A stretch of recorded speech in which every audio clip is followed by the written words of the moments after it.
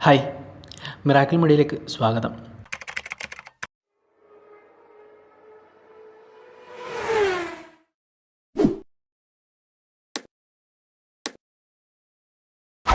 ടൊയോട്ടയും മാരുതി സുസുക്കിയും ഒത്തുചേർന്നുള്ള സംരംഭത്തിൻ്റെ വിപുലീകരണം എന്ന മട്ടിലുള്ള പദ്ധതികൾ 2019 മാർച്ചിലാണ് നടത്തിയത്. നമ്മളിപ്പോൾ വിപണിയിൽ കണ്ടുകൊണ്ടിരിക്കുന്ന ബലേനോ ബേസ് ചെയ്തുള്ള ടൊയോട്ട ഗ്ലാൻസയും മാരുതിയുടെ വിറ്റാര ബ്രെസ്സ ബേസ് ചെയ്തിട്ടുള്ള അർബൻ ക്രൂസറും ഈ ഒത്തുചേരലിൻ്റെ ഭാഗമാണ്.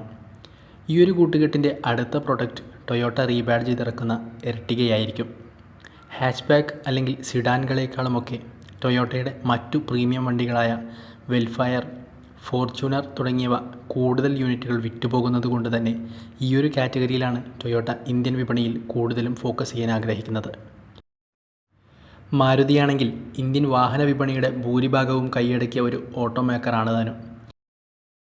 വിപണിയിൽ വിജയകരമായ MPVകളിലൊന്നായ മാരുതി എർട്ടിഗയും ടൊയോട്ട റീബാഡ്ജ് ചെയ്തിറക്കുമെന്നാണ് പുതിയ വാർത്ത.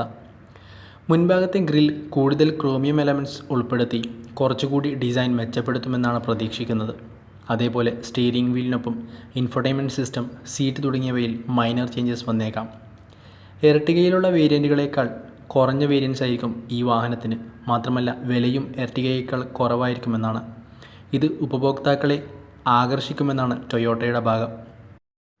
2021 ഓഗസ്റ്റ് മാസത്തിലാണ് എർട്ടിഗയെ ബേസ് ചെയ്തുള്ള ടൊയോട്ട റീബാഡ്ജ് ചെയ്തിറക്കുന്ന വാഹനത്തിൻ്റെ expected launch date. 1.4 litre 4 cylinder petrol എഞ്ചിനാണ് നിലവിൽ മാരുതി എർട്ടിഗയിൽ.